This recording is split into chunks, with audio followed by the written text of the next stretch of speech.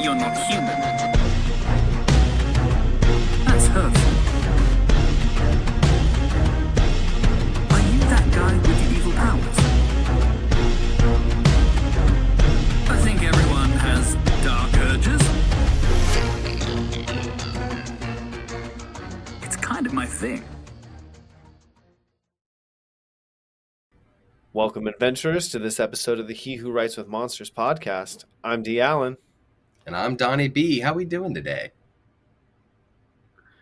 Doing good. We are on episode 10, and that is a lot of episodes. That is double digits. Double digits. Hey, that's a special moment for us. We are both very ADHD, and making 10 of anything is a lot for a person with ADHD. It is. But we did it. We're here.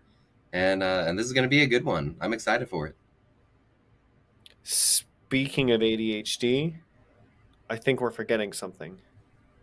What could we possibly be forgetting?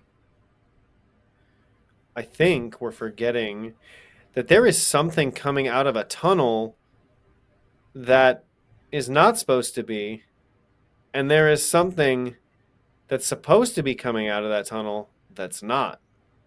That is true. When we left off last time, Jason was exploring this magical waterfall in the mountain of this village.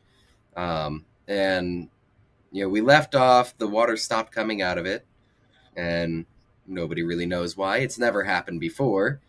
They went to explore it, and that's where we left off. So today, we are going to get into what is actually coming out of that hole. I think I see it. Is it a shark? Is it a crab? I can't quite tell. What, Donnie, what do you think it is? Well, I think it could be a crab. Kind of looks like a shark. Could it possibly be? Well, could it possibly be a shab? A shab! It's a shab. This is the first time we really see a monster in the wild that is more than just a hamster or a ferret. This is a real, actual test of Jason's ability to fight a monster. He is all alone with Hiram, and he's going to have to do something about this. He is indeed. And for those just listening audio only, we got an image of a shab up on the screen. And Yes, we do. That image is made by yours truly. And I, frankly, really enjoy him. Yes, this is the best visualization of a shab, I think, ever. It's just perfect. Possibly ever. And it is perfect. And I love him. Yes. So for those of you listening audio only, we will have this picture up on our social media. You can come check it out on YouTube if you've got a YouTube. Definitely worth seeing. All right. And now that we got that out of the way, we are introduced to what is coming through that tunnel. Jason and Hiram now have to face that dude, and automatically it's kind of like a very typical horror movie monster moment. Lurking through the shadows, crawling through, looking creepy crawly. And then in very Jason fashion, just smashing tropes left and right. He takes it hardly serious when he's like, it's a shab. Yeah.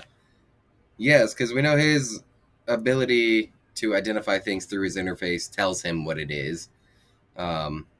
It comes up, it's like, hey, that's a shab. And Hiram's like, what is that thing? And Jason's just kind of like, I think it's called a shab. Kind of offset, yeah, I think that's what that thing is. And Hiram's like, well, whatever it is, we got to fight this thing. And Jason pulls out his knife and in all of his glory Hiram goes, "Are you any good with using that thing?" And Jason's like, "Nope. Well, I'm not, but we're gonna try." Right. And then Jason is like, well, I have essences, but they're really new. And he's like, well, you can try them out here. You're in luck. And Jason, love this line, is like, that's exactly what I was thinking. How lucky I am. Yeah. Yes, very sarcastically, like, yeah, lucky is the word I would use here. And this is one of my favorite parts of the book, and just the way that Shirtaloon writes. Right, so we'll go through this whole Shab fight, and then the subsequent Shab fight that we'll get to in a little bit here. But throughout these next 2-3 chapters, we really get to see, I think, almost every one of Jason's abilities being used in a combat scenario. Everything aside from his passive abilities and Path of Shadows, which is a whole other conversation. But the way that Right. Hiram, the way that Shirtaloon brings up this entire fight, is really, I mean, it's very much, this is so we can see all of Jason's abilities in action and how they interact with each other. But it feels so natural, and it's not like one of those, I'm going to set this up for context purposes so we as the reader get to see it. It's well, hey, this thing happened, and oh, look, now you get to see all of these abilities in action right after he gets them. And it doesn't take you out of the story. It doesn't feel like a setup. And it's just the way that Shirtaloon does it, and he'll do it in every book, in every situation. I love it. Right. And I've seen a lot of other shows do the, testing of a power set in a very like contained, like I don't know, almost lab setting as it were, where they're literally just trying out their powers. And this is a really cool way of like getting him to try out his powers without it being forced. Yes. And even the situation in general, right? Like, oh, look, this weird thing has just happened that's never happened before, that's giving you the ability to show us what you can do. But even the situation itself is such a big plot point in other books later on. Like, this isn't just a random event for Jason. Like, this is a consequence of a bigger plot point going forward. And he just happens to be there. This is a canon event. This really is. It's so amazing. And I don't even remember what that larger plot point was. I actually don't remember this being connected to anything. Really? Oh yeah, this is the whole. What was it connected to? This is the whole start of like the Builder taking the astral space arc. Right, so this is happening because the Builder cult is in this astral space, attempting to disconnect it from Palamustus, right? And this is like one of the first things that causes an issue that makes the Palamustians aware of it. This is how they launched the expedition to go into there and everything, right? So this is happening because the Builder cult is messing around in that astral space, but we don't know that yet. Dang. Yeah. Okay. Super connected. Did not. Yeah, I don't remember the Builder cult being there. That's crazy. What? I don't remember that. That's like the entire arc of the first 3 books.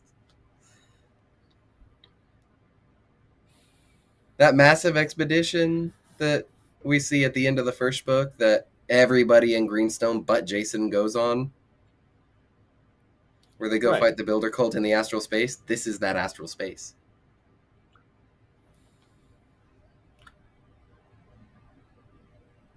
Dang.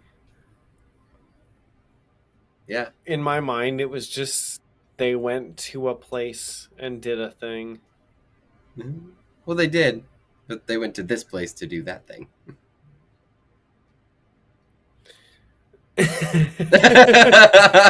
Listen, I am super bad with details, but also I'm really good with other types of details.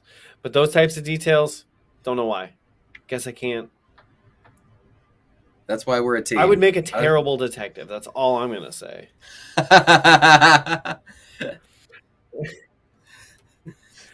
I'll be Sherlock. You can be the Watson. Listen,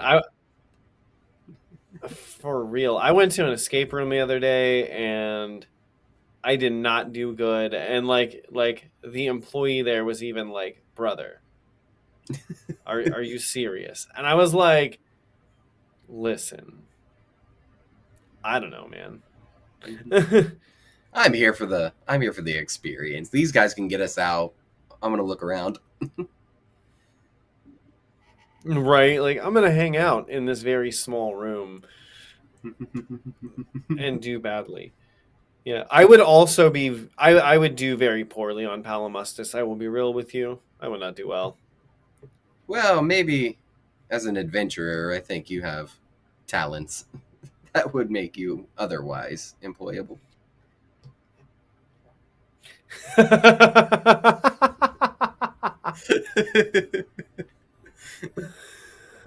Oh, man.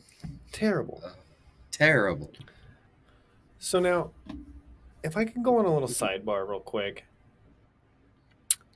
I feel like every form of media uses the same trope with spiders or crabs, in that it's always the legs and the eyes, right? Go for the legs, go for the eyes. I get it, makes sense. However, doesn't make for the most creative boss all the time. A Shab, on the other hand, is fantastic, but I do want to just throw some kudos out to the Magic 2.0 series for specifically calling that point out, that crabs and spiders are overdone. Yeah, they are. We haven't seen Kung Fu spiders yet, but however, I want Kung Fu spiders.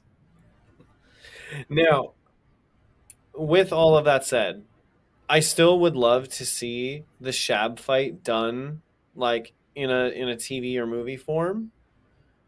I think it would be a great like horror fake out moment, because so right when Jason like starts to fight the thing, he has like the trope idea. This is why I brought up tropes in the first place. He has the trope idea to slide underneath the Shab and do the slice thing, and then realizes probably not a good idea because shark teeth right there. He would be under a Shab. And I think Jason would survive a horror movie. I mean, he basically has. The first few chapters were all about escaping the cannibals. That's your classic horror trope. Damn, that's a self-contained horror movie. It's literally a Rob Zombie movie.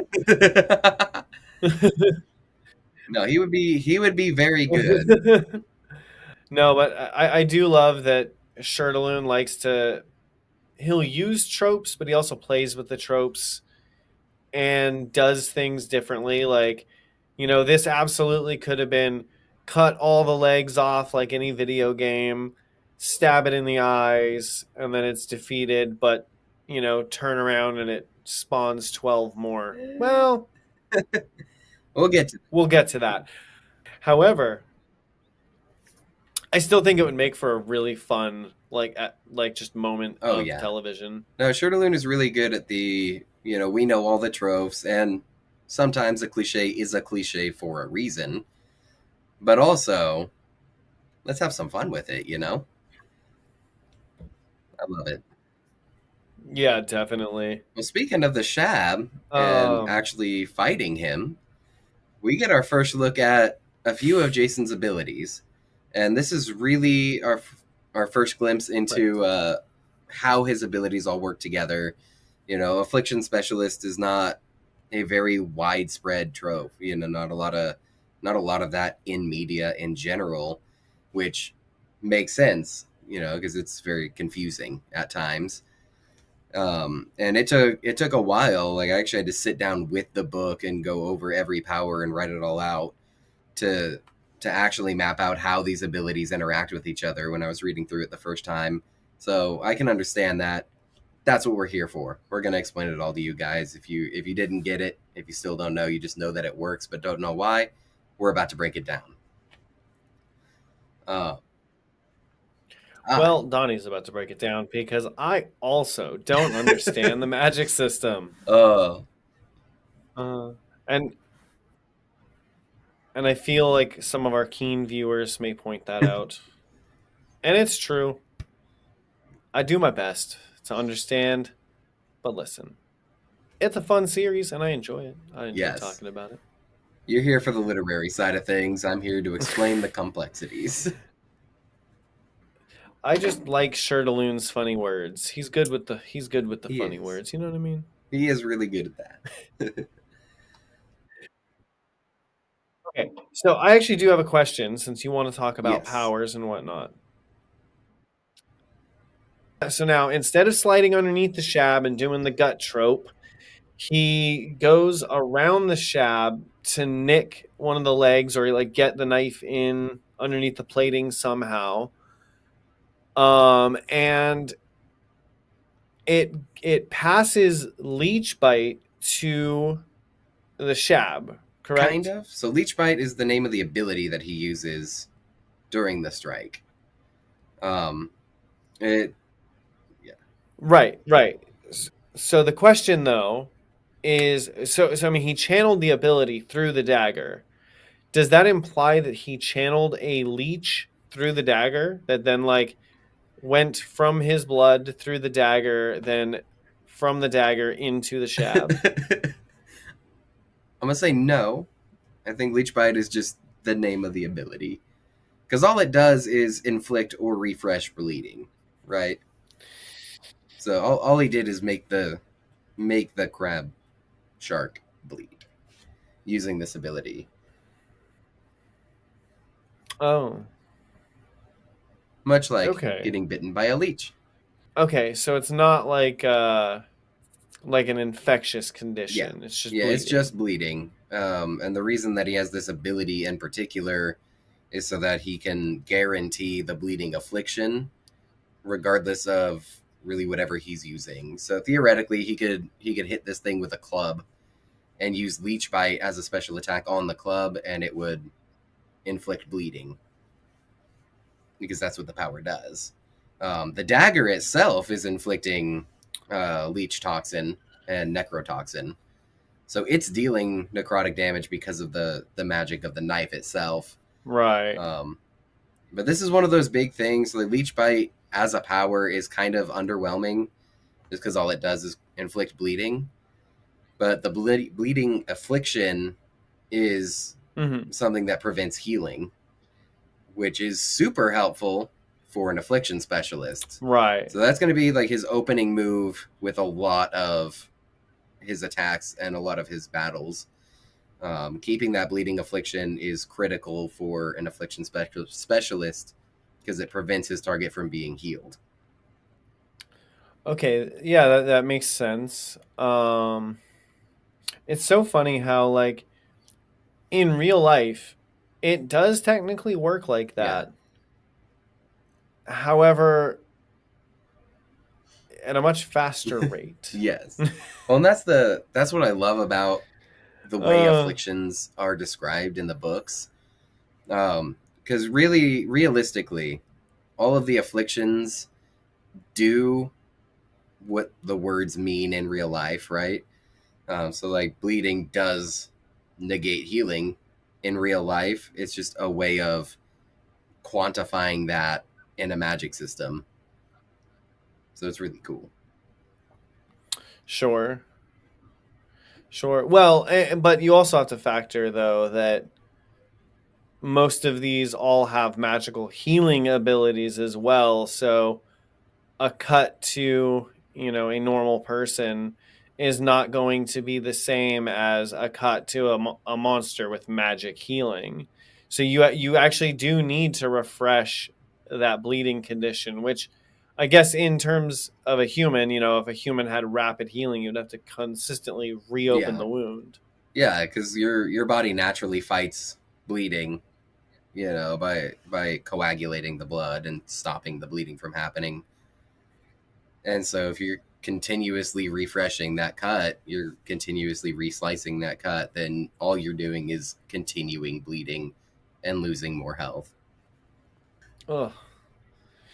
It gets very visceral in my head when we start breaking down the power sets, because then it's like refresh bleeding, like a paper cut. Yeah. Ah, It's just magically terrible. continuing to make you bleed. Like, ah. Another thing I noticed is Shirtaloon's apparent love for D&D, because as he writes out this battle, it literally plays out with like an initiative order. It and does, everything. yeah. And that's kind of... It's fun to It see. is. That's the kind of turn-based scenario that D&D tries to replicate, but so that everybody involved can think, and this is just happening, and he describes it very quickly, so it's a constant action, but there is an initiative order to a lot of it, and it's so incredible. He's like managed to capture that. Yeah, it's super fun to go through. And as I was like just reading through how they were doing the fight, I was like, dude, this is like straight up like a D&D combat. Like, he's got like Hiram taking his action to hold the pincers, and then Jason sliding around, and but in the process of the slide and slice, he gets knocked, by so that's like the Shab's reaction to the hit, So it's funny because it's like it's fun to see, like it's almost like reverse engineering real life through D&D. It's like you took real life, made a combat system out of it, and then reverse engineered it, and now we're getting He Who Fights with Monsters, which is like real life reverse engineered through D&D. Yeah, it's so cool. And we also get a look at a couple of his spells here too, which are going to be very key to this whole affliction building. Yeah. So the next thing he'll do is cast Punish, which is his spell that inflicts a little bit of necrotic damage, as well as the sin affliction. And sin just increases necrotic damage. So what's happening is he's dealing necrotic damage that's getting buffed by the sin affliction. So he's basically doing a crit. It's just an auto crit with necrotic damage. But this is the key. So sin will increase all necrotic damage. It's a curse. So now every time the Shab takes necrotic damage, it'll be increased by the sin affliction. So that is going to build. Okay, so then multiple instances of the sin affliction are unnecessary. You only need to cast it once. Sin is a stacking affliction, and additional instances have a cumulative effect. So if you have one instance, let's say for sake of argument, it increases necrotic damage times 2. If you get 2 instances of sin, then it increases times 4. 3 of them increases times 6. So every sin affliction is increasing the amount of damage taken. So the more you have on there, the more damage it deals.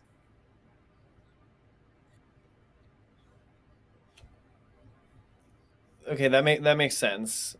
For a while, I guess I just assumed it was one of those like just one use, and like it's just like a simple multiplier. But I guess it's cool that it's a stacking multiplier. So that is cool. And I guess that's what makes an affliction specialist solid in the first place. Because a lot of his afflictions are stacking, especially when he gets his full power set. A lot of the damage dealing afflictions are stacking, which is very crucial when it comes to Inexorable Doom, which he uses next. We get our first look at that.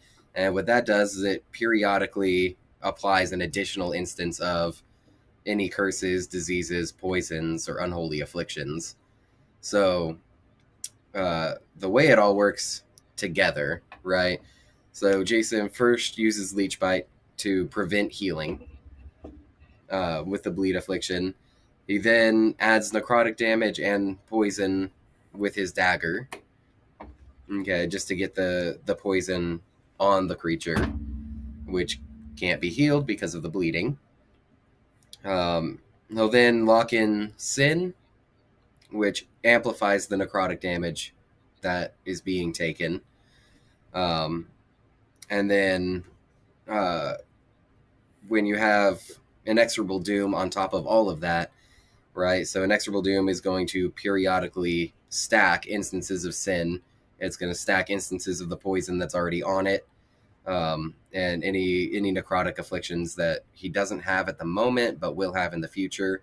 The big one here is his daggers dealing necrotic poison. So when Doom adds an instance of poison, it's adding necrotic poison, which is doing more damage because of the Sin affliction, which is also being added on. And so every single time Inexorable Doom adds an instance of everything, it's multiplying everything times 2, and the damage is going up times 4 because of the instance of poison and the instance of Sin that's happening. So then Inexorable Doom is not stacking. Is that correct? I believe is correct. Let me double check just to be sure. All right, so here's the actual description from the book. Periodically applies an additional instance of each stacking curse, disease, poison, or unholy affliction the target is suffering from. This is a curse effect. This effect cannot be cleansed while any other curse or any disease, poison, or unholy affliction is in effect. So all of the instances of afflictions that the target is suffering from that can be stacked is being stacked. Inexorable Doom is not a stacking affliction, even though it is a curse. So it won't add an additional instance of itself, and I don't think casting it again will add an additional instance of Inexorable Doom. Got you. So this is like essentially like in MTG terms, this is like an artifact enchantment. Yeah, or I would say it's something? more akin to an enchantment. Yeah. Just an enchantment. I know as Jason ranks up and Yeah. gets more powerful at bronze and or silver rank, I feel like it does become stacking. I want to say because his incantation, at some point, his incantation can be lowered to just suffer instead of your fate is to suffer. But this is like many books in the future. We'll revisit that when we get to it. So I do think he gets the ability to stack Inexorable Doom. Just not yet. Now, Jason seems to be oddly proficient at using these powers, given that this is his first actual time using them. But we do find out that he actually pre-planned how his power set was going to go in terms of usage with the team. And that planning is like really paying off right now because he's able to go through this calmly, even though, if a week ago he had seen this shab, or even how long has he been here now? 3 days? 2 days? 2 days? 3 days? Okay. Well, okay. Yeah. My point still stands. A week ago, if he had seen a shab, he would not be trying to fight it. He would be screaming and crying. So he is taking this thing on pretty calmly for someone who's never used essence powers before. And this is a big part of Jason's character in general. Like, he is able to keep his head and keep his calm in the vast majority of situations, especially new situations. And, having the intrinsic understanding of how his abilities work that comes with magic, and then being able to plan that out through, the several hour-long cart ride that they were riding through the desert. Basically all he has to do is remember what order he should use things in, and then just do that, which he does really well right here. He does. And I also think this is a cool allegory for real life because, or at least in my current process of believing that Shirtaloon is speaking to us, speaking to us philosophically through his work, which I still think he Oh is. yeah. You know, I really do. But you know, Jason planning his powers is very similar to, you know, what we can do as in our day-to-day lives of like, but like really thinking about what resources you have at your disposal, and that could be anything from talents, skills, connections, whatever, and really working through how to get from here to where you want to be. So, you know, I think him pointing out like how planning helped Jason think calmly is like Shirtaloon kind of saying like, "Hey guys, Yeah. plan. Look at what you have and plan with it, and you'll get where you're going, and you'll be able to think calmly if you Oh yeah. plan." And this is stated a couple of times throughout the series. Jason's when Jason starts doing like just stupid, unrealistic stuff, and it works out. You know, his whole mantra is find out where you are, find out where you want to be, and then just be willing to do what it takes to get there. And that's this is a very minor 100%. kind of low key version of that. So he has powers. That's where he is. He wants to be able to use them, so they worked Yeah, out a way to do and that. yeah, absolutely.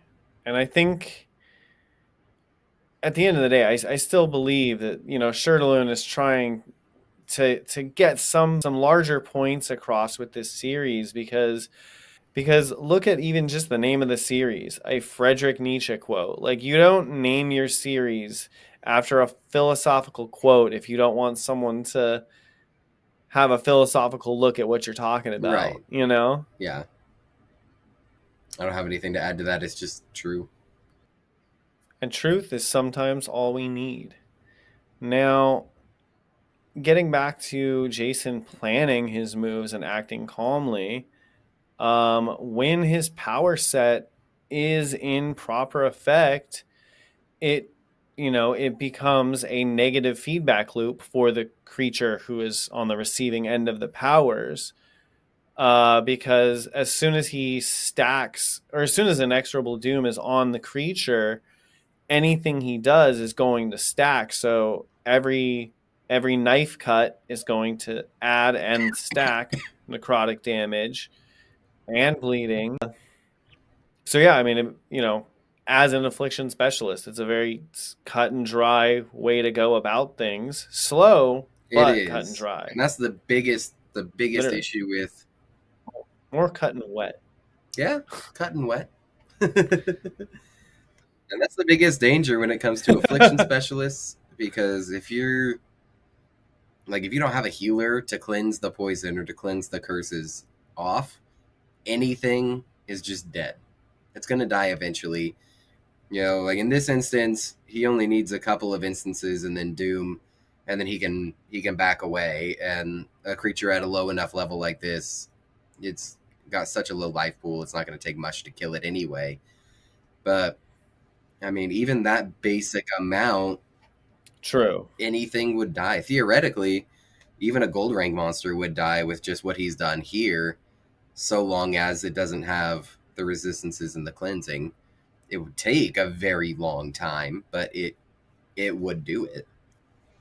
Yeah, and like you said, that is a big caveat because a gold ranker is probably going to have some way, even a gold rank monster is probably going to have some way to negate, you know, entry level Yeah, necrotic and bleeding. 100%. Now, and I mean, if it can't get rid of inexorable doom, that could be very problematic for it in the long run because any affliction it takes, if it doesn't cure inexorable doom, any affliction it takes will stack Yeah, and make its and life that's why worse. inexorable doom is so powerful as an ability, especially at this level, because you can't cure inexorable doom without first removing every other instance of curse or disease or poison. So you have to full heal before you can even get rid of an HWWWM. Right. And normal Shab guy here does not have No. that ability No, at we the do moment. not. Do we ever see a Shab in the future that is of a higher rank? Like, I'm assuming these are just Iron rank monsters. Yeah, I think Shabs in general are Iron rank level. And I mean, we've discussed before that like monsters don't have the capability to rank up. So an Iron rank Shab is always an Iron rank Shab. Yeah, the big difference between essence users and monsters degrade over time, essence users upgrade over time. So the magic levels go the other direction. That's fair. That's fair. So when a monster spawns, it is as powerful as it will ever be. That makes sense. And then it starts degrading immediately, and eventually it'll break And down. will only get less strong. Yeah. Got you. Interesting. Back on the feedback loop that he's currently running with his powers, though, it is currently very reliant on that dagger. Yes, it is. 90% of his damage is coming from that. Because without that, at the moment, he literally doesn't. Well, at least as we've seen, doesn't have anything to add any kind of damage that would be stacking other than just bleeding. Yeah, and that's true. So he could attempt to bleed something out if assuming he didn't have his necrotic dagger. Like if he just had a regular knife, like his power set would be infinitely less effective at the moment. Well, and there kind of is a workaround, I guess, with his current power set, because his punish ability, it does deal necrotic damage. It's not a necrotic affliction that, so it doesn't stack. So he'd have to be constantly using his punish attack for that to even make a difference. And the Sanguine Horror does deal necrotoxin, which I believe counts as necrotic damage and would stack. But in order to use that, he has to fully summon Colin out of his body, which means he's not healing. So there's downsides to both of those. Having that dagger is just saving him a significant amount of trouble. And I guarantee if he didn't have that dagger, his very first thing he would do when he gets to Greenstone is find a necrotic dagger. So he does have sources of necrotic damage. 100%. It's just 1,000 times less effective than his dagger is. Now, on the topic of the dagger, as he's now stacked all of these afflictions on the Shab, he finds himself, ironically, right back in that story trope of having the opportunity to slice the Shab from underneath. Not the run and slice trope like he was going to do in the first time. So, smart choice there. But he does get the opportunity to slice the Shab, upon which all guts spill out all over his face and mouth.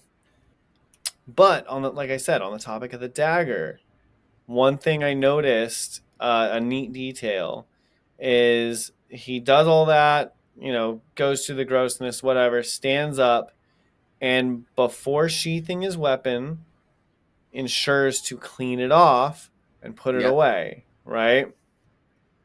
And not only is that indicative of him, having a good head on his shoulders for battle in future, it also indicates he's a good chef, because chefs and fighters both have really good knife skills and, training and discipline with their knives. And I liked that detail because, Jason is a pronounced chef, and we see that anytime he deals with a bladed weapon, be it a kitchen knife or what, he treats, the blade respectfully, cleans them, and I just like that little detail. No, it's very much one of those moments. It's like, he might be new to adventuring, but he's not new to blades, you know. He's not new to blades. This is already really solid discipline for him, and it shows moving forward that he is a very disciplined person despite his goofy demeanor most of the 100%. time. And this is one of those moments in the book that I really like, because you just get this image, you know, the Shab is defeated, lying on the ground. Hiram is scuffed up, but, you know, not entirely disabled. Jason is cleaning his weapons and standing tall and confident over his conquest. And it's just this very, you know, hero at the end of a fight moment. And then he goes to loot the Shab and immediately hits the ground and starts throwing up because he forgot to clean all the guts off of his face. I love reading that. It strikes me as a, you know, big climax, end of fight. And now we're back to ridiculousness. He's down throwing up, and Hiram's like, dude, you good? You gonna be okay, bud? He's like, oh, yeah.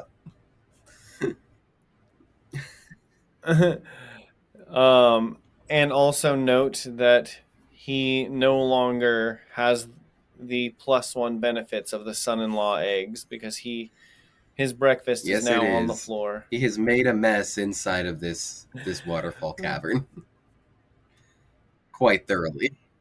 I thought that was funny though. I was like, oh, that's so funny.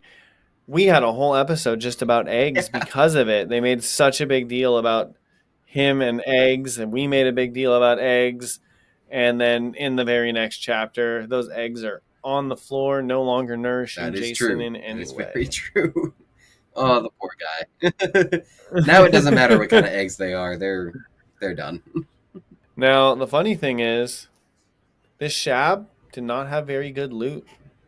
So it was like kind of a low loot for how high of a risk this was, at least for Jason. Yeah, definitely at the not moment. worth for the suffering that he just Yeah. went through. Yeah, he got a monster core, a potion, and 10 coins. And I mean, I think even with video games, this will be the case, but you get spoiled with quest rewards to the point that, you know, like regular loot rewards, you're like, ugh, Yeah. whatever. I mean, I know I personally will disregard certain creatures when I take them out. You know, in an Elder Scrolls game, for example, like once you get to a high enough level, like when I kill a mud crab, I'm not going to run over and loot the mud crab most of the time unless I have a need for its chitin or something. But otherwise, it's just like, get out of my way. Fair. Like, I'm not looting Oh, everything. yeah.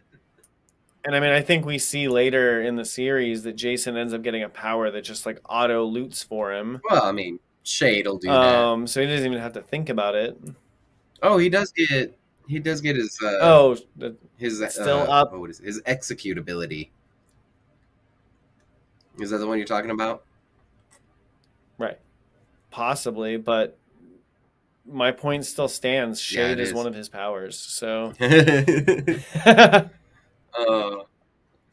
even if it's a sentient power, his powers are still looting for him.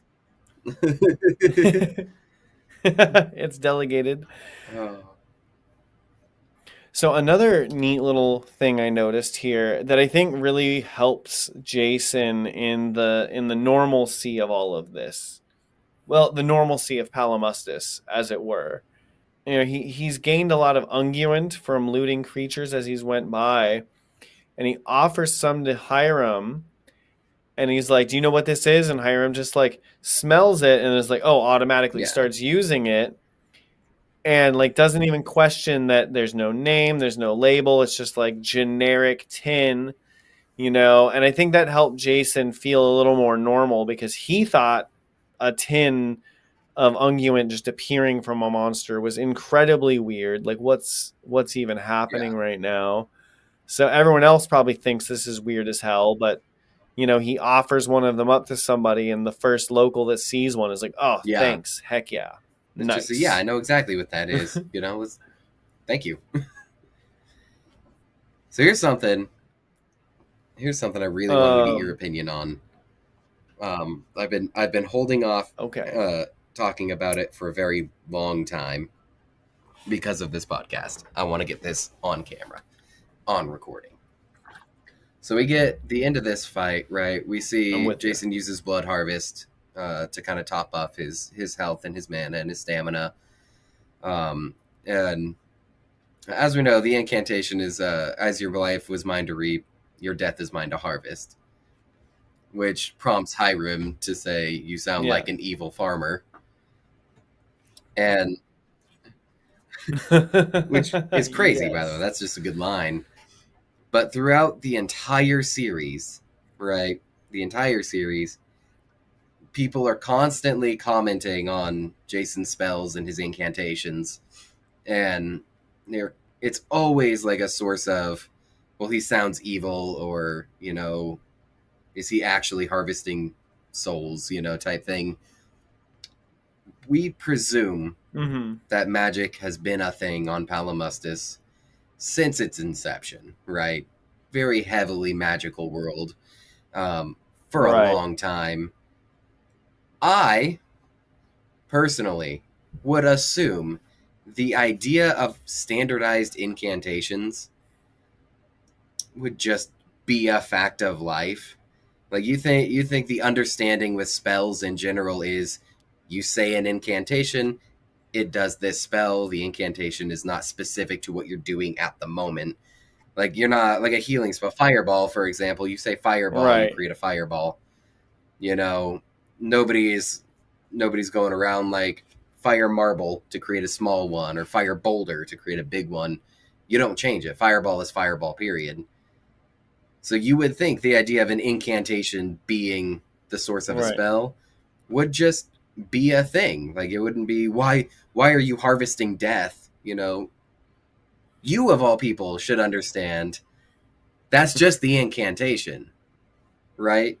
I didn't think it would be that big of a Right. deal. Especially when he's healing people. Feed me your sins. A lot of people have an issue with that. I don't get it. I don't understand why people literally interpret spells, especially when the idea of incantations has been around on this planet since the beginning. Now, that could actually just come down to more the Jason of things, in that Jason talks a lot of crazy nonsense that people don't understand all the time. So, him just saying more crazy nonsense, they're just going to be like, what are you saying now, dude? Like, you're harvesting people? Like, I think the way Jason is with his words being very vague and intentionally confusing contributes to people confusing his spells for just, things that he's saying. I mean, I can understand that to a point, right? Like he's not subtle when he's casting spells.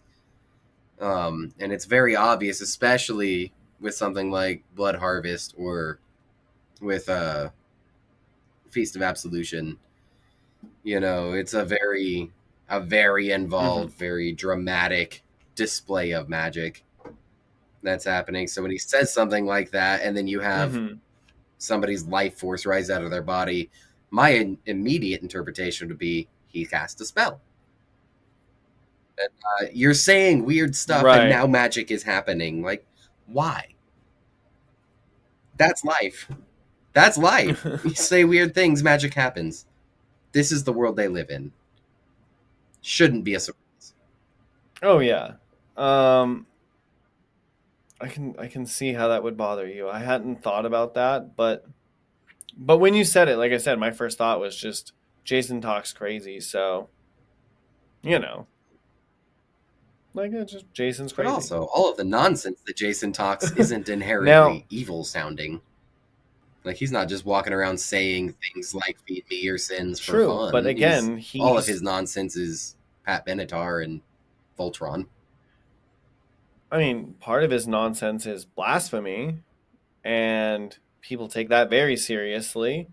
So why would they not expect him to, if he's blaspheming openly, hearing him say some stuff like this might just confirm their suspicions about him that he is evil. I really think this is less of a spell user thing and more of a Jason specific thing. Like, I think if a regular, straightforward person had these same spells with these same incantations, I think maybe they would still be maybe confused a little bit, but I think on the whole, it comes down to the person using Oh, it. even on that strand, right? If it was somebody else using these same spells, I feel like there may be a little bit of, are you a restricted essence user concern because the spells sound evil, but Sure. I don't think anybody would literally interpret the spells even for somebody else. I don't think they should. Yeah, there's a whole monologue where this pops into my head all of the time. I don't even remember who said it, but somebody said, and I think I heard him say he was eating sins, which is not something you can do and is very weird to try. And I'm like, nobody should ever interpret that literally. Oh, It's who one of does the say that? defenders in the fortress city during the surge. Yeah. Yeah. But at the same time, it's like spell equals incantation equals magic. That should just be a normal fact of life. Nobody should ever literally interpret a spell because there's so many of them being used constantly. I mean, maybe it's the constant use of spells that is confusing because you never know if someone's using a spell or if they're just talking. But that's the thing. Magic is rarely ever subtle. So when magic is happening, it's obvious. Especially if you're an essence user, you have the ability to sense the magic that's happening. Yeah, that is a good point. It could just come down to, once again, personal intentions because, like you mentioned, if they think that this might be on the restricted list, people do definitely go out and seek power sets. So, they might assume, like, bro, if you have a power set like that, like, you must be actually trying to do some crazy stuff because who goes and gets a power set like that? Which is fair, and I can understand the concern for him being evil. I will never understand the literal interpretation of incantations. It's just a spell, bro. I think I see. I think I see what you're saying. I think I see what It'd you're be saying. like walking into the I'm being wizarding world of too- Harry I'm Potter, being- watching somebody say Aloha Mora, and then looking at them like, why are you speaking in Hawaiian? Are you saying hello or goodbye? It's like, no, it's fucking magic.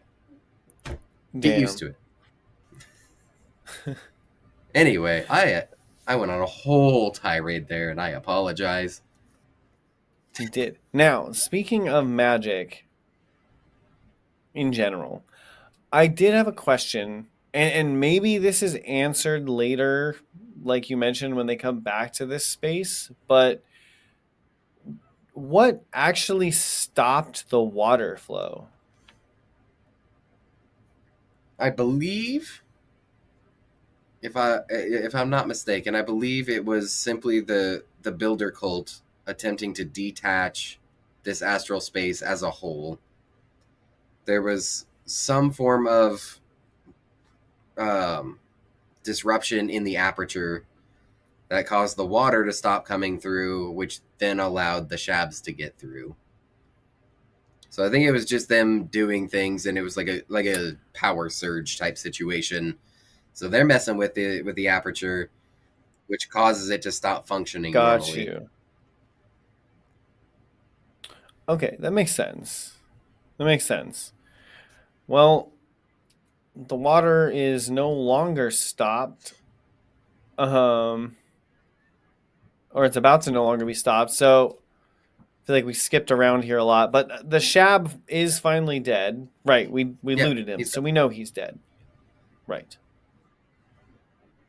He's gone. So we skipped around a little bit, but so pretty much as soon as the Shab dies, though, before they can really collect themselves, one of the other workers of the waterfall comes running up and is like, "Hey, what's happening? The water stopped." And then the water unstopped. Wait, I just realized. What happened to the other guy? Because he's up there when the water What other guy? goes, isn't he? The guy that they talk to when they first get there? Yeah, he's on the other side of the so fence. he is the guy that came back. So Hiram took over for him. He left. He was making his way back to the village. The water stopped, and then he came back. Gotcha. But So it's the same. Oh, Yeah. I just answered my own question. Same dude. He's on the other side of the fence, so he's No. not in the tunnel. So he's not getting blasted out No. of the tunnel.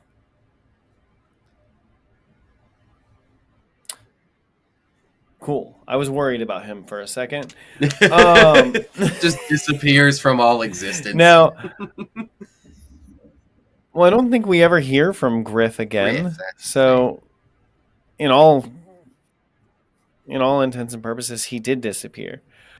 So, I will say though, I feel like Shirtaloon probably enjoyed himself some Looney Tunes, because there's a lot of Looney Tunes style gags in here, and this is one of them, because Hiram's talking and he literally says, "I think it might be time to get out of," Yeah. blasted by water. That is so Looney Tunes. So here's something I want to share with you. I want to share with you my vision of what's happening when I first read this and what went on in my head, because I think it's really fun. If you're watching this, go ahead and close your eyes and just be with me for a moment. If you are driving or listening to this podcast while operating heavy machinery, don't close your eyes. Pay attention to what you're doing. Make sure you're safe. If you're just laying in bed listening to this, go ahead and close your eyes. Okay. What if you're recording a podcast right now? What do you do? You could probably close your eyes. Do I close my eyes if you want to? Are you currently driving or operating heavy machinery? I mean, does a laptop count? I don't know. How heavy is it? Probably less than 10 That's pounds. under a team lift. You're fine.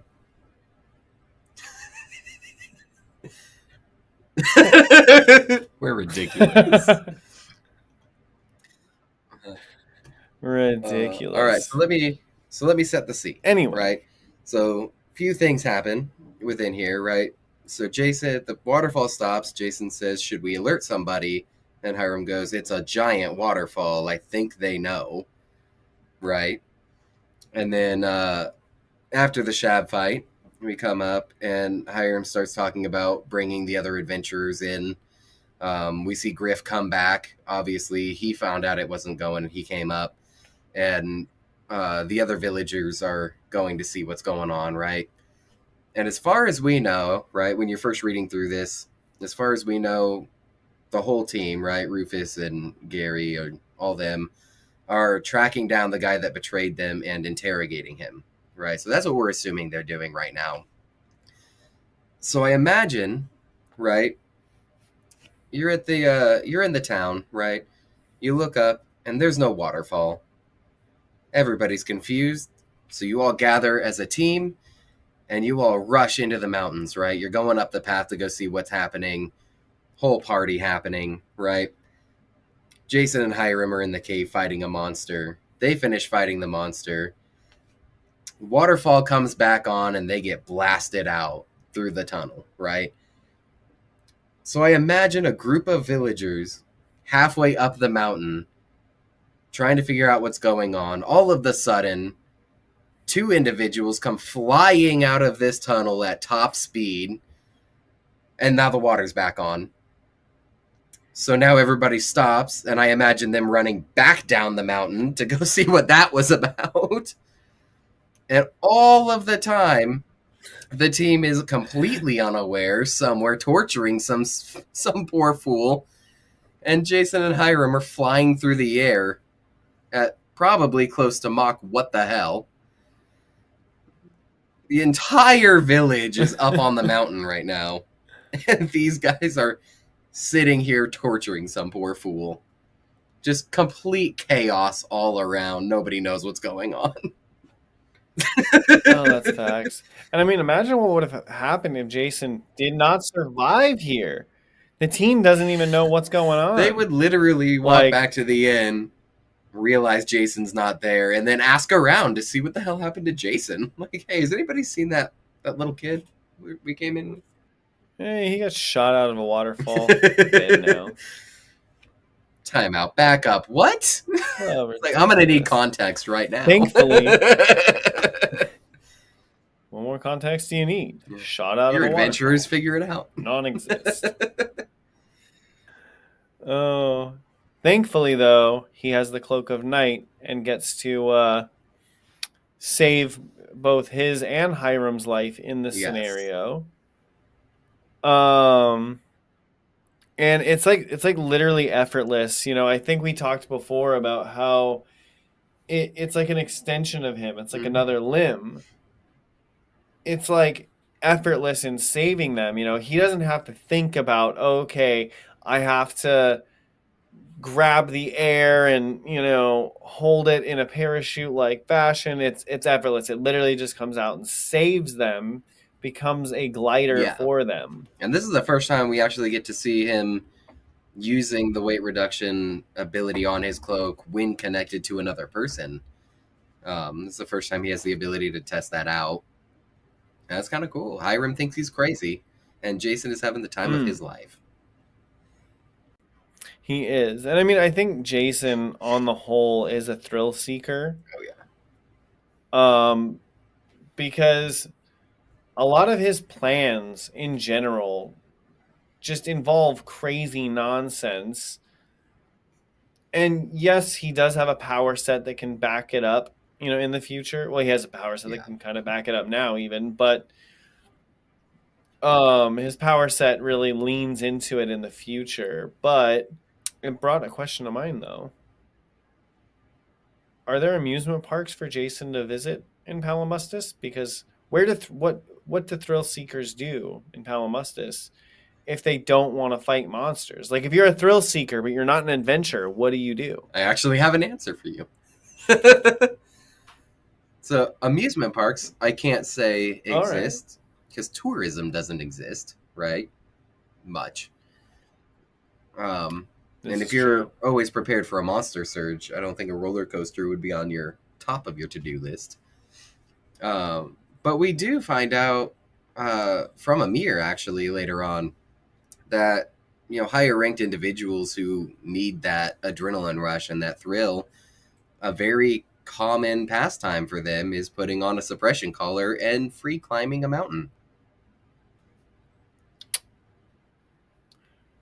When do we see that happen? I don't think we ever actually see that happen. We just hear it described. Amir lost one of his friends from climbing a mountain, I think. It was either Amir or Rufus's dad. One of the two said that, but that's a thing. They put on a suppression collar, they go climb a mountain. Like, just your hands, bare hands, up the side of a cliff with no powers. Which is how a surprising amount of high rankers die.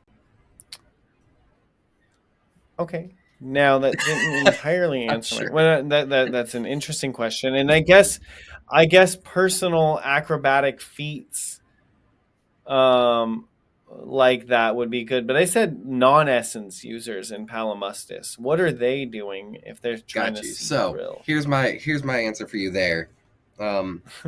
As a normal rank individual in this world, I feel like your life in general is constant thrill and danger. Monsters are everywhere. You rely, especially in this village, right? You're in this village. Your number one concern is a monster randomly showing up inside your house someday, right? With no way to fight it. We have constant threats and dangers. I don't think thrill is on your bucket list at that moment. This is true. Now, one of our viewers left a comment on our last video regarding my question about guarding the astral space. And what you just said reminded me of that about the comment they said, but it was like, why would they guard an astral space from something coming through when monsters just materialize? And I was like, I forgot about monster materialization entirely. Yeah, they just kind of Um, show up randomly and everywhere. I don't think that's a good point. I don't think guarding anything, they're gonna find it. and I guess it like actually completely messed with me because I didn't think about monsters just outright materializing. In my mind, I kind of pictured an astral space of sorts appearing when a monster materializes. Like in the Monster Surge, personally, I mentally envisioned it like that scene in Infinity War where like astral spaces are opening There's up, monsters pouring out of the astral or in Endgame. Endgame. Yeah. Yeah, like that yeah. That that's kind of how I so now I guess I'm kind of confused about monster materialization. Since we're talking about normal rankers having to run from monsters, I guess just real quick, I want to touch base. How do they So we do materialize? actually, Like in the yeah. So magic we do system, see I guess. this um, in one of the future books. We see a couple of different, actually see a couple different manifestations, right? So you remember when the Silver Rank water elemental appeared in the middle of the town, the middle of the city, and everybody had to kind of show up and deal Right. with it, right? Yeah. So what Yeah, happened yeah. is in the sky above where this thing appeared, there were a whole bunch of rainbow light, right? The transcendent light um, starts appearing and forming a vortex. It starts swirling around itself. This is how manifestations happen in general. The bigger or the higher ranked the manifestation is, the bigger the event is. So like with a lesser monster, it's just going to be like a little Mhm. area. You have something like diamond rank, it's going to be absolutely massive. Um, but all of the magic becomes visible, swirls around itself, and eventually coalesces into either an awakening stone or into a monster or an essence or something like that. So that's how it works. So enough magic comes into one area, physically forms, and then poof, there it Got is. you. Right, yeah. Right. And I mean we discussed that a little bit on the Awakening Stone Yeah. episode. And this is So the reason that this doesn't happen here is because the oh, Shabs come from the other side of the astral space. So they had already formed in the astral space. They're just coming through the gateway now. So we don't see that here because they're already existing. right. Right. And I guess for me, it was specifically this instance that made me believe Yeah. that because this is the first appearance of a monster and it's coming through an astral space. Now, I guess I didn't factor in that it was weird and random in this town for this to happen. But in my mind, I guess it just ran with like, oh, like monsters just pop out of astral spaces. Like that's how they get into Palamustus. I totally need to pay more attention, I Well, and think. that's the thing with this series is it's so big and there's so much happening um, that it's easy to miss something like that. You know, the only reason I keep in mind as much Right. as I do is because I've read through the series 4 or 5 different times. So I've had a lot of time to really memorize a lot of it, and I'm still only about 50%, I would say, of actually understanding all of it. There's so much. Yeah, definitely. And like you like the amount of knowledge that you have in this series specifically puts into perspective how much I don't pay attention when I listen to audiobooks. Cuz I'm just like, Jesus, dude, you know a lot about this. Like, where'd you get that? And The you're book. like, the book. Years of practice. And I'm like, dang. You know, I wish I could say I paid more attention, but I didn't. And that's okay. But I will try to pay more attention in the future. But hey, that's That's what what we're we're doing here this for. podcast for, to talk about this fun series. And I love it. I love it anyway. And I may not be the most knowledgeable on the subject, but hey, that's what we have you and our fans for. Yes. If anything, this is just a big learning experience for me. For all of us, really. Oh, man.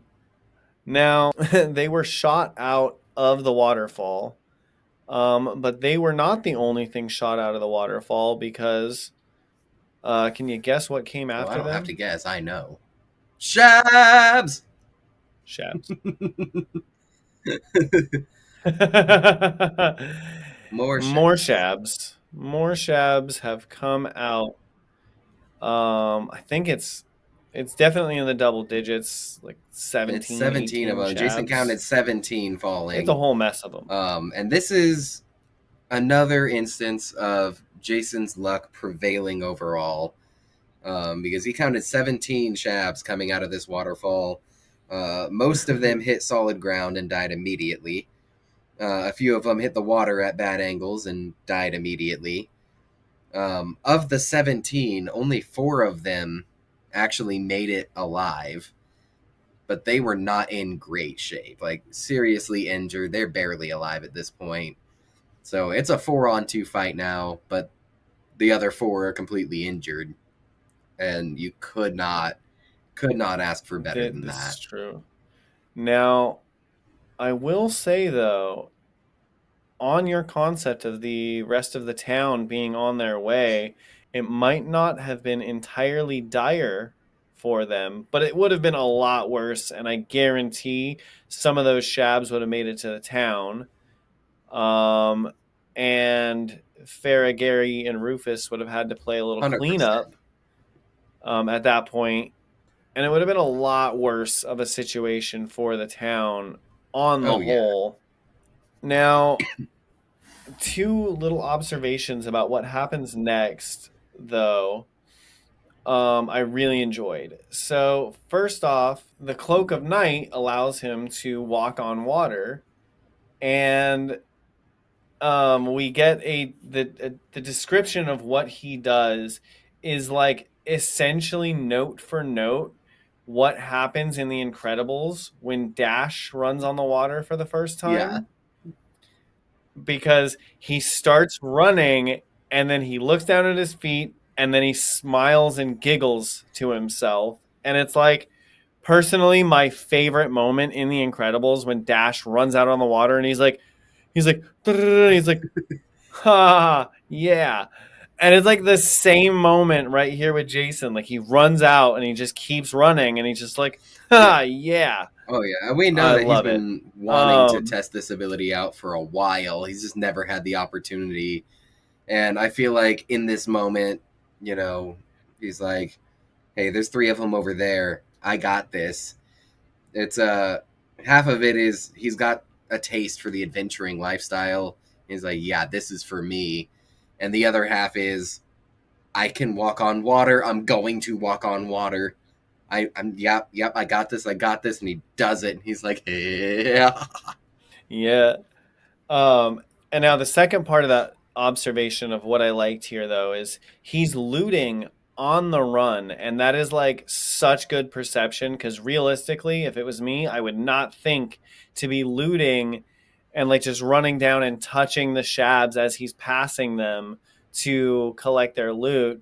But obviously, I don't have that power set. Jason knows his power set and is doing really, really good at utilizing his powers in this moment, and I love it. Like it's just such a fun little moment. Like he giggles and then he's just like, and back to badass loot, loot, loot.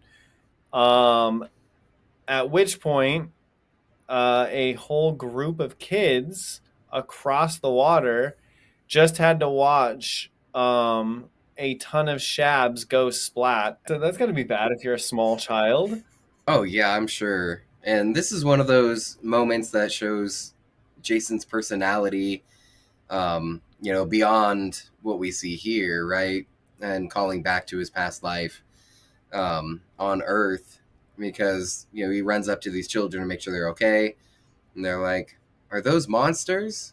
He's like, "Yeah, you need to go back to the village." They're like, "Are you gonna fight him?" "Yeah, you need to go back to the village. Can we watch?" And this is where he's like, "All right, I understand kids. I know how to talk to kids, right?" As he sits down, he's like, "Listen, Yes. I'm going to fight him. You can't stay here. You need to do what I say." But the way he does this is ingenious. And this works in real life with real kids, in case you're wondering. He kneels down, gets to their level. He's like, "Listen, I've got a very important job, and it can only be done by some junior adventurers. I need you to carry out a mission for me." And, he gives them all spirit coins. He's like, "I need you to go warn everybody in town." Which, first of all, like, they don't know. Second of all, it's going to be handled by the time they even get back to town. You know, so it's kind of a goose chase errand. But what he does here, he's like, he makes them feel important. He gives them an important task to get them to do what he wants them to do. And now the children are all running back to the village with a message that, in case Hiram and Jason can't handle this, at least there will be a warning and the villagers will be prepared for it. But it also gets the children back to safety, Right. and in a way that makes them feel as though they're an important part of this adventurer's mission. They're not bystanders watching this, they are a part of this now. Um, we have, reading through the series, we know that he has, a little niece, very young niece, that he's very fond of. He spends a lot of time with. So he's had the experience with children and knowing how to talk to them, and he's very good at it. He is a very charismatic person. And this is a part of Jason that we haven't seen yet, a side of him that we haven't seen, that develops his real character profile. Yeah, and I mean I love it. Like I mean literally my note here was just he is so good with kids, and like he's able, and not only is he just good with kids, he's good at getting into their perspective. Because an adult, if you tell an adult like, dude, you need to get out, I got this, you need to go, the adult's like, cool, thanks, heard. But the kid is like, they don't understand, they don't know the dangers. So and I mean I think that that's a big thing in general of just dealing with kids in any capacity is being able to see things from their perspective, because they're not viewing it from the same perspective that you are. You as the adult know the danger of whatever's going on. You as the adult understand the situation. The kid is like, new situation, don't know, what do I Yeah, do? I want to watch. That sounds fun. Like, brother, this is very dangerous. And yeah, so telling the kids no, no, no, the kid's just going to be like, why, exactly. why? And that's it. Again, Shirtleman just dropping life lessons, man. I'm telling you, everything in here. If you look at it right, it's just life lesson after life lesson. It's It so really good. is too. And we have that. Jason tries. He's like, you need to leave. You need to leave. And as soon as he understands that's not working, all right, let's talk to these kids one on one. Get in their head, get in their perspective. Right. Like it's moments like this, and again, another good thing for real life. This is what makes a real Yeah. leader, because a real leader will go down to your level and explain things to you on your level. And Jason is good at doing that on any level, whether it's Oh up yeah, or down. He can humanize on any level, and it it's is. I so think good to this see. is, in my opinion, this is probably his biggest strength throughout the entire series, and it will help him a lot. It will hinder him a lot, and that's kind of what it's about. That is. And now with the kids out of the way, Jason has but a few moments to prep for, 3 times the fight that he just had in literally every capacity. The Shabs, who just came out of the waterfall and survived, are now afraid of the water. They're not anywhere near the water. They're getting away from the water. And we are discovering now. I will be real. When describing the Shab, I absolutely did not understand how a creature like this would make sense in form of evolution. And granted, my little Shab here still probably wouldn't. But the minute it's on dry land, it's like, all right, I can see the evolutionary niche for this. Obviously, there's no evolutionary niche. Magic just creates monsters. So I'm assuming there's probably some god in charge of monster manifestations somewhere, somehow, I don't know. But if it were an evolutionary creature, I could totally see the way it moves on land fast, just like a crab, very fast on land. Crabs are crazy on land. They're creepy. Give that thing razor teeth. I can see I can see what they were going for. Initially I was like, kind of a silly creature. I mean, even, looking at the one I made, kind of a silly creature. But if this were real and you saw this, you wouldn't be thinking, oh, this is silly. You'd be like, run, get away. Oh, absolutely. And for whatever reason, it wasn't until they were on land that the threat became understandable in my mind. I was like, I've seen crabs move. They're creepy. Now imagine that the size of a bear or however big. I think he says a dog, right? I don't know. I've always imagined them like a bear size. Yeah, they're like, I imagine them pretty big. A bear size would make sense if you're able to slide underneath it. You wouldn't be sliding underneath a dog-sized easily, creature. No. Okay, so a bear-sized creature. A shark-sized creature. Great weight. Yeah. Shark-sized creature. Makes sense. But anyway, yeah, they're terrifying, and I get it now. So Jason has to prep, and obviously seeing that they're fast, he realizes he's not super fast anyway, and he did obtain a potion from that Shab that he looted earlier, so it wasn't for nothing. It was a defense potion, which I don't know. Does that even come in handy here? Does he even actually get hit enough to utilize the defense potion? It comes in handy for me as a reader. Because I absolutely adore this potion in this moment, and I'll go over that in just a sec. But it does come in handy in the fight. But we'll break that down when we get there. Which we will get to. So I'm gonna take you down another visual to show you kind of how I interpreted this whole situation reading it. Right.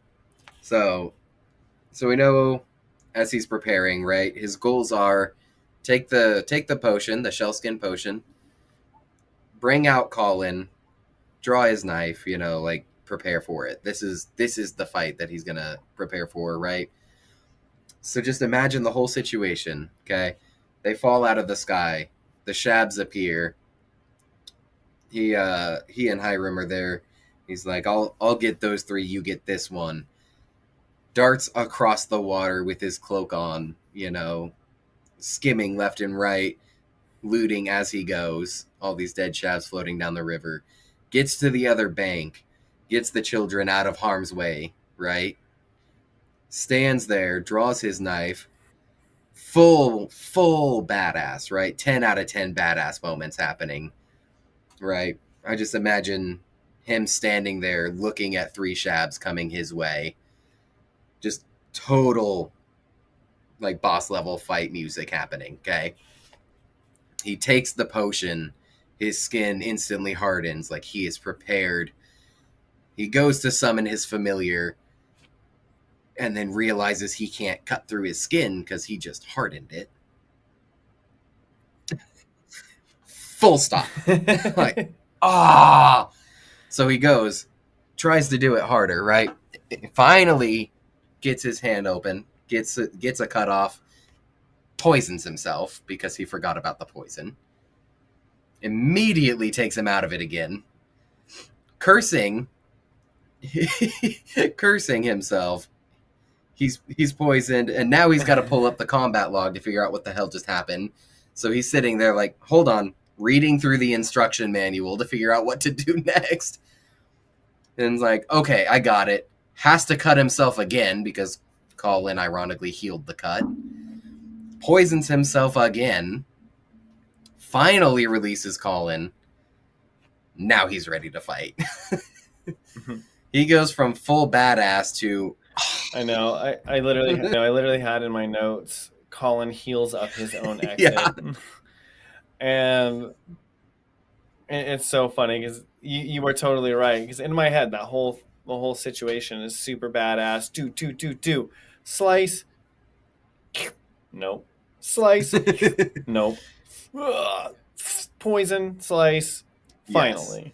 Well, it's if you really think about it, right? So this is what I imagine. Right? I understand that Colin is healing him. That's its job, and he has to actually summon Colin out of his body for Colin to appear.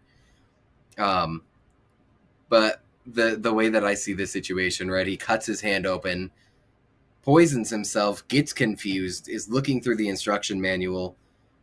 Colin, I'm sure, is aware at some point that the plan is to come out. Colin's still inside his body. I just imagine one leech looking to another leech. I mean, like, watch this. Heals his hand while Jason's distracted. And then Jason finally figures out what's going on and like, now I gotta cut myself again. I just imagine the leeches losing their minds inside. Like, that was funny. That is funny. That it cracked me up. It's like that perfect scenario that like Jason trying to be edgelord in his mind always just ends up doing something that like completely cuts the foot out from underneath the edgelordness, and then he's just like, all right, well, back to being a normal person. One other thought though about Jason and just how he works. He's like a Venusaur, dude. He is like constantly buffing himself and healing himself. Like, he is a tank, but like not in the typical way of a tank. Like, he's like a tank that's just going to like Venusaur. It's grass poison type. He's gonna heal himself and poison you. Like, that is my firm belief that Jason is just Venusaur. And now I want to see some art of like a Venusaur with like Jason's power set. That'd be great. Jason, or at least his image. I don't know. Jason a Cenosaur. Jason a Sonosaur. I've got great news. You're an artist. I am. And I do okay.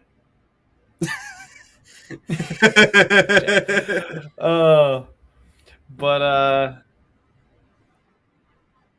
I've never delved into fan art like that, so maybe I'll have to.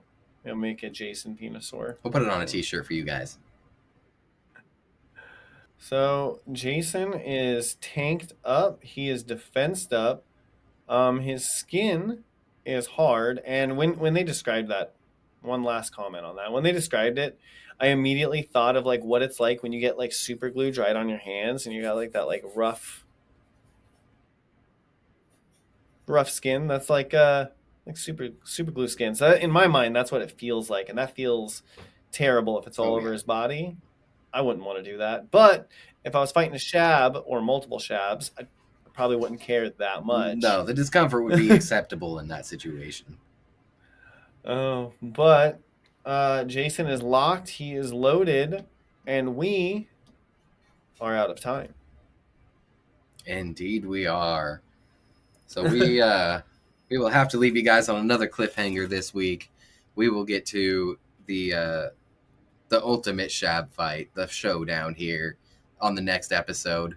Yes. Um, The conclusion to the Shab-like nonsense that we are experiencing today. Indeed.